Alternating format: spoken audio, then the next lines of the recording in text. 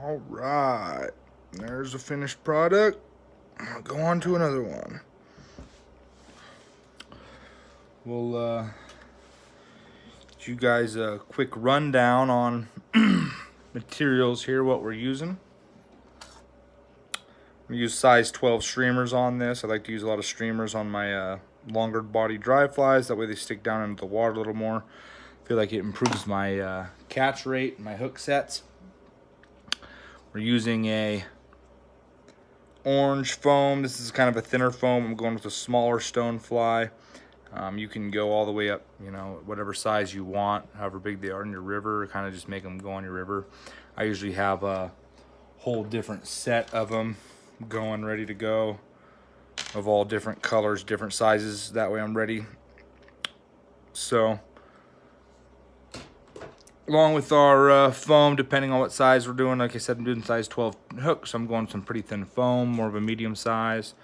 I'm gonna go with some orange dubbing. I like to use this bright orange dubbing. It's kind of got like a shine to it. It's not like a flat orange. It's more like of a glazed orange. Also gonna use some bright red hackle. This is really nice, and since it's so red, I'm going to go with a brown phase thread line to give it that offset. If I had more of a brown thin hackle, I might make more of a reddish brown thread, but since I have super bright hackle feathers, like I said, we're gonna go with a more of a deep brown, more of a medium brown tint. Along with that, I got some muskrat, some muskrat pelt. This is a muskrat that I trapped. I get this, I use this muskrat rather than deer hair or elk hair because it has a lot of natural oils on it that help float. Might not be the same with the ones you get from your fly shop, but this comes from a depredation land where they try to get rid of these muskrats. So I go out there and I get them for free, and they work real well because of the oils on those feathers. So, like I said, we're gonna start off with our size 12 hook. Go ahead and get one out. It's a size 12 streamer hook for this fly. Now, we take our foam and we cut a long section. As you can see how long that is. It's about 3 inches long. Yeah, no. So I get my cut going. I cut it out. Now, a lot of people will start with a base on their hook. I really don't. I start with the fly first, or the hook first, and the foam. And the reason I do this is because it put the foam on the bottom of the hook so it floats better. I went pretty even cuts. I didn't taper out the foam like I do on other flies to make a thinner tail. I like to keep these stone flies consistent size all the way back along the tail. So I'll come up to a length where I like the tail to be, and I stick the point of that hook right through the middle of the foam. Right through the middle. And I pop it all the way through. Then I go to my vise. Get that tilted how you want it. Now I start tying in my base up towards the eye of the fly. Work back, tie down that tag end. Use your scissors, go ahead and cut that tag end off. And then tie it in as well. And I go back not quite halfway down the hook, probably about 40-45% of the hook, almost halfway between the eye and the end of the hook. About halfway. I'm using a relatively thin thread because it's a dry fly. I don't want it to soak up a whole lot of water as well. I want it to make nice distinct lines in the body of this fly. Now what I'll do is I'll work back towards where the end of my base is. And this is where I start to tie in my body. Now what I do is I don't just keep this tight and tie this in tight to the foam because it'll start to twist the foam. I kind of loosen it up and just make a big loop. So I did that how I loosened it up, just made a big loop around the other side. Got it to kind of where I wanted it. Now you can pull it tight. Now, what a lot of people will do is they'll tie their foam down to the top of the hook from this side. The reason I don't do that is because it makes the bottom of the fly look not as good. The top of the fly will look real good if you're selling flies, and that's what people want. But for me, I'm trying to catch them, so I try to always make this on the bottom. So I U that up instead of bending it over the hook. I kind of U it up in the air. Then I come around the bottom, get it in there, and start just to pull it tight. I do this one time, maybe 2 wraps. I don't get too crazy here. I'm gonna kind of just see how far my tail sticks back. I kind of like it right there. So then I'll work forward and make one body segment. Actually, on this one, I'm not even gonna do that. We're just gonna tight it tight right here. I'm gonna show a different trick on this one. So first thing I'm gonna do is I'm gonna go bend back and start hitting up the tail here. Bring this one back. We're just gonna do large round segments. See how big I made that segment? It's about over 1/4 inch, maybe 3/8 of an inch. And I don't like it when that crossover is completely on the side like that. I like to bring it up to the top, so all my thread line is on the top. Now a lot of people don't like this when they're selling flies, because people will look at the top of the fly and think that's where they want to, you know, what looks important.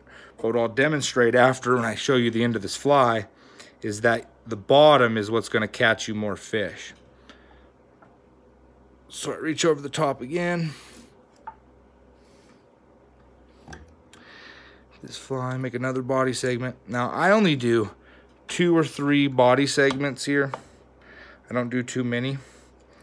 But I'll show you a trick. What I like to do when I do this is I'll tie a knot on my way back through at this body segment. So that way if I'm out in the field, I can snip it right there if I want to make it shorter, if I feel like it's too long and they're turning away. So what I'll do is I'll come back up over, make my last body segment, 3 big equal body segments. I don't thin it out at all. I make it all even body segments, all 3 of them. And I always make my foam a little bit longer so you have something to hold on to. If you try to make it the exact length, like cutting it that way, it's gonna make it a lot harder tying the fly. So now what I'll do is I'll come in here and I'll really pull that in tight for 2 wraps. I don't want to go more than 2 wraps really. I mean, a lot of people are worried that it won't hold it down tight enough. But if you get too many wraps in there, it'll soak up water, and I'm just not a big fan of that. So this is where I'll come to here, and you'll see I'll start to tie a knot. I'm gonna come 1 wrap over,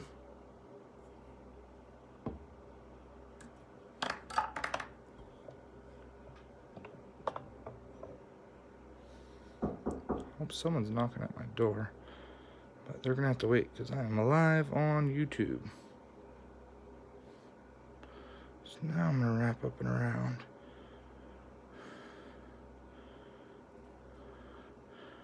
Come here, and you want to tie this knot directly on top.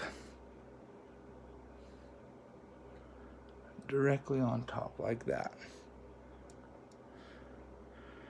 And then kind of get it to the side. Bring it right back over the top.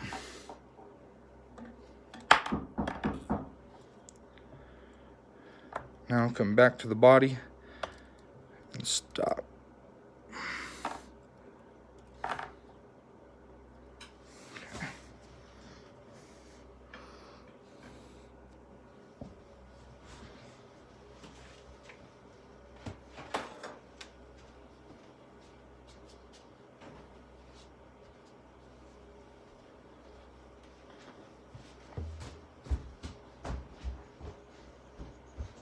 I'm live.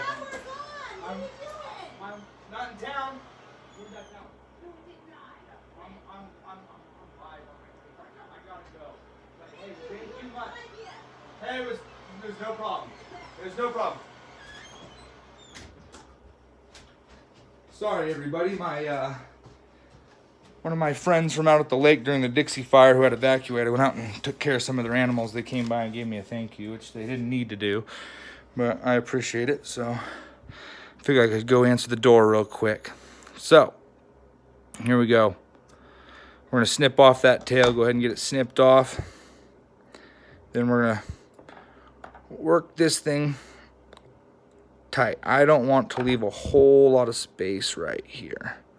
I want to start working up the middle of this fly and squeezing this foam down, because this is where I'm going to put all my hackle in. And if you notice how I kind of space it out a little bit at first, because I'm okay with that, because I'm going to retie my hackle. Now, what you can see here is I don't go all the way up to the eye yet. If you go all the way up to the eye, it's going to really ruin the head we try to put on this. But I want to go at least a distance that is the same equal distance as these other body segments. That way it doesn't look like this thin little area. So as you can see how close to the eye right there, I'm going to go ahead and make one more little advancement forward to about there. But you see I'm still not up against the eye, about a 1/16 of an eighth inch away from that eye. Now I've got that pinched down pretty tight. It's about the same, close to the same spacing as the rest of the segments of the body. Now I'm going to work back towards that back and really squeeze that foam down. And you don't got to get it all the way yet, because you're going to work back forward, so don't get over anxious. You're all good. Okay. Now this is where I'm going to put in my first piece of hackle. So I'm probably only going to do one on this because I have some good hackle pieces. But you want to get a thin piece. You don't want it to be super thin, but you want it to be long. You don't want a wide one. You want a thin one that is long, because you're going to do multiple wraps. As you can see on this this other fly here that we got, see how much lost some of those leftovers that are on there.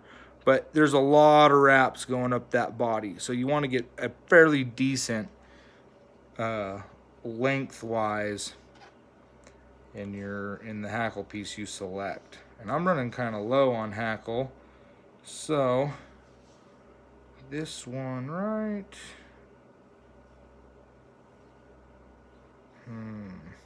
Having a hard time. So here we go. You got this one right here, about the same thickness as the body, I think.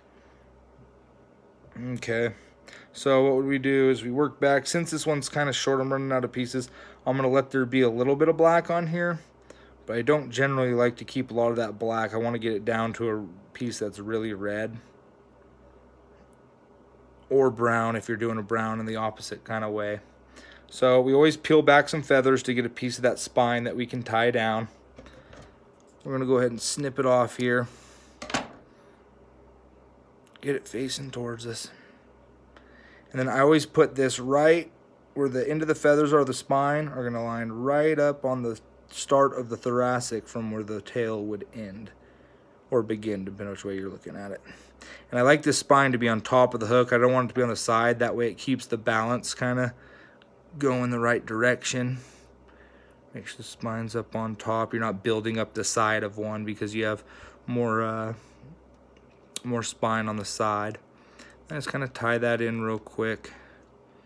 Now, this is where I'll really tie down this foam. Get back to a nice base.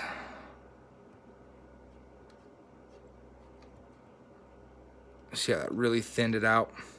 I got multiple reasons for doing this. One is because I'm about to throw in some muskrat. So, like I said, we got our muskrat pelt here. I use the muskrat because the natural oils from where I get my muskrat, they're completely natural, and the oils help them float a whole lot.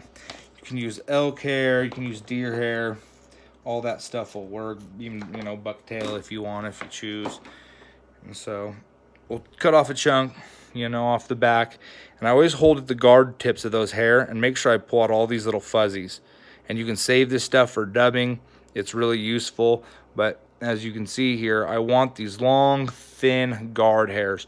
They're the ones that contain a lot of the oil and will help this thing float. It'll help your fly look clean, but as you see, I work through that. I'm just working out all those little fuzzies. Okay. Now, a lot of people do this different ways to save on fur. I have a lot of muskrat, so I don't really stress out about overusing muskrat. Some people, when they tie this on, they'll tie it on and then they'll bend what's over on the front back over to conserve. I like those thin tips as they kind of taper out. And where they start at the base of the muskrat, it's really thick, and I just don't like to do that. And since I have it, if I need to grab more, I'll just grab more. And generally I do. Generally I'll tie one chunk kind of angling off the back to one side. Then I'll tie another angling off the back to the other side. I'll just get that one kind of wrapped on there. Kind of like that, so it's still on top and it's not completely down the side. And if you see how it's like pretty much 50% of the way down this side. So then I'll go ahead, grab my muskrat, get another chunk, because I want another chunk that's going to go down the other side. And when you grab off your muskrat, you want to make sure you grab in the same spot. If you're grabbing down here, don't start grabbing at the top because it's changing color. I just grabbed from right here, so I'm going to again go right up in here towards the middle, get a bunch of these hairs right in here. Sorry if I'm getting a little off camera, it's kind of tight.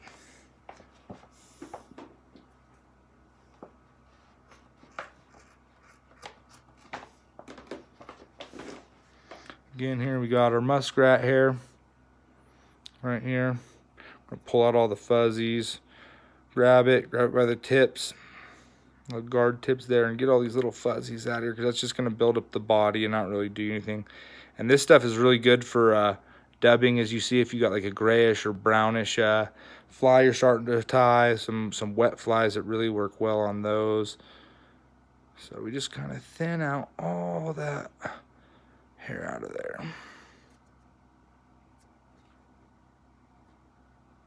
Get that yellow stuff out of there from something else I was tying earlier today. Now we're going to take this one, make sure it's angling right over the back of the other side. Just kind of wrap it on there.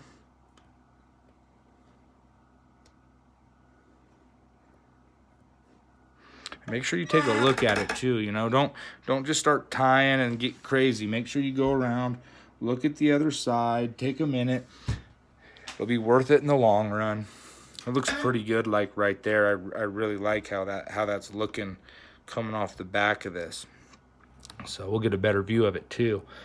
But now we're gonna make sure our fly is all sitting where we want it. We're gonna start tying some of this off.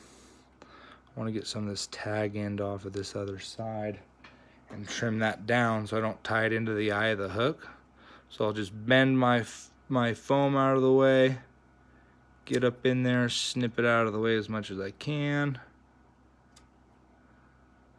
As long as I've got it all pretty much behind the eye, I should be pretty good.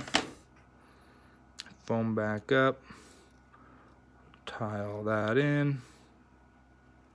Make another tight base. Hold this so you don't stretch it back farther across the other side as you wrap, to make sure you keep it even on the sides.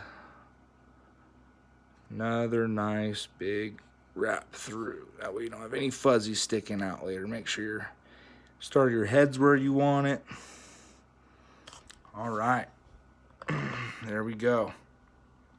Now what we're gonna do is add our head. How we're gonna do this is we're gonna pull this, stretch it out in that direction some, poke that eye through the center of the foam.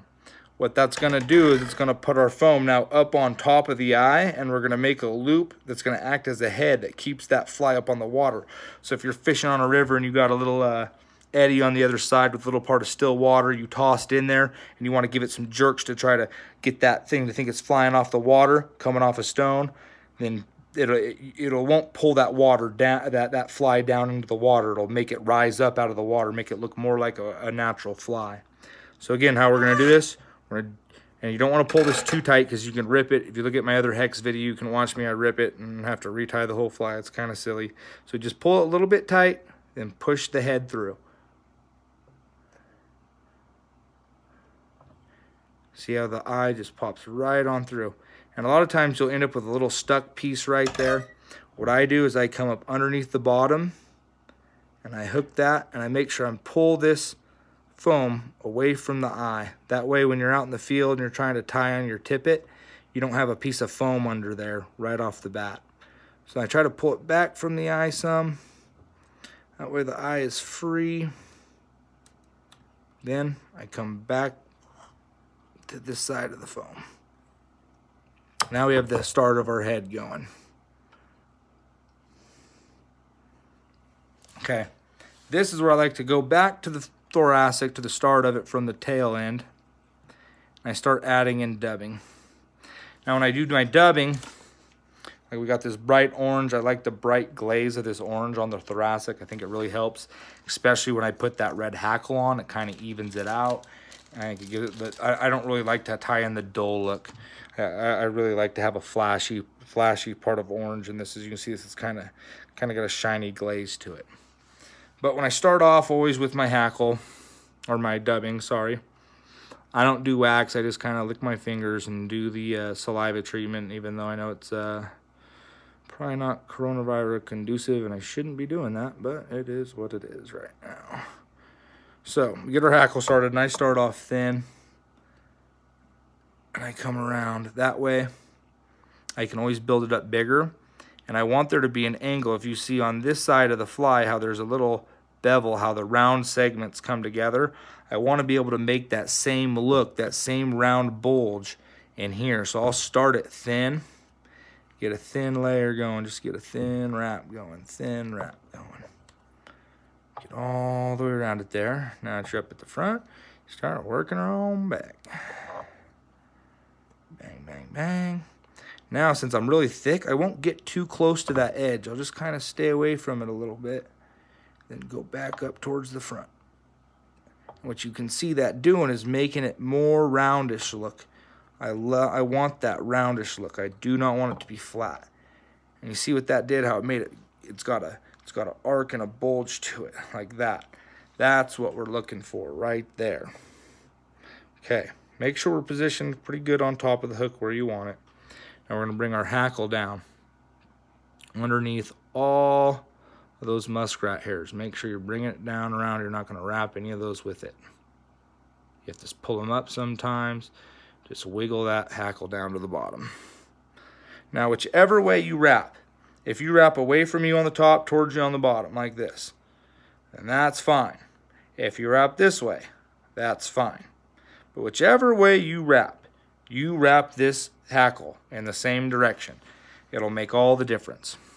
So as we go around, we're gonna wrap in the same direction I do. I go away from me on the top, and then we just slowly start spacing it apart, little bit by little bit, till we're even. And so that one's pretty short, so I'm gonna space this out a little bit farther than I'd like to space it out. I'd like to get it as tight as I can, but as you can see, I'm doing about a spine's length every other. So a wrap, a spine length apart, another wrap, spine length apart, another wrap.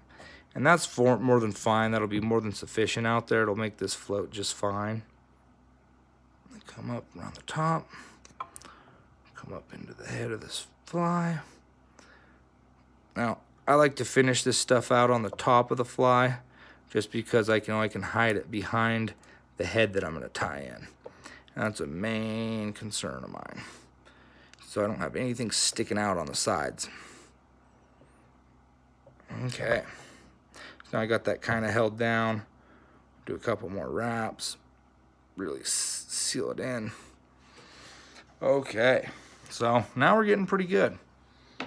When I cut these off, I always save these little end pieces on everything I do. I never throw them away. Here's a piece from a fly I just tied a little bit ago. That was a hexagena fly. I keep these. I use them for wings. For like this, I would use for a wing for a bumblebee. This one here, maybe I would use for a wing of a flying ant or something like that. But I never throw those away. Designate a little spot in your kit that you can keep those in for wings. They're always useful. Never know, you'll be out there, you got a bunch of flying ants and then can't catch any. So there we go. Now I'm going to pull this head up and do my little loop that I like to do. If you notice, I like to do this little loop for a lot of my flies when I'm using foam. It gives this head like a bow shape, like on a boat. And it makes it so it doesn't suck underneath the water, and it rises on top of the water. And a lot of times what I'll do too is I'll tie that foam down before I do my my hackle wrap. And I probably should have done that on this one, but it'll be just fine. Pull it up tight, trim it off, pull this in tight to that head. The reason why it's not that important of an issue is because when you look at this fly from the bottom side, oh, my thing's vice is pretty tight. You don't really see it from the bottom. You see the head more than that, and then you see the wings on each side. You see that more than you see that the top side of that head at all. So I'm not necessarily overly worried about it, but if you wanted to get even more perfect with it, you could have tied that foam head down first before you wrap the hackle in. I haven't tied any one of these in a while. I have a good stockpile on them. So you can see a lot of these are scragglers. I don't really like that. So what I'll do is I'll come in here and get a good snip just before the end of the tail. See how the tail still sticks out just a little bit past that? I don't really like this side, but get in here and get in there and get another little snip. See another little guard hair right there. Bam. That way it's a little more even looking. You might be able to see a little couple more in there. Okay.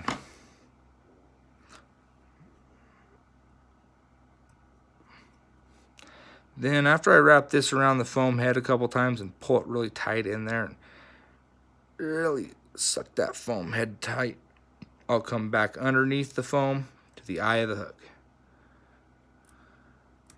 This will help tie that foam head back for when you're trying to put your tippet into that eye and everything else you want to do with this fly. And sometimes it's easy if you just tilt this fly up in your vise, then you won't have as much of a problem getting it in there.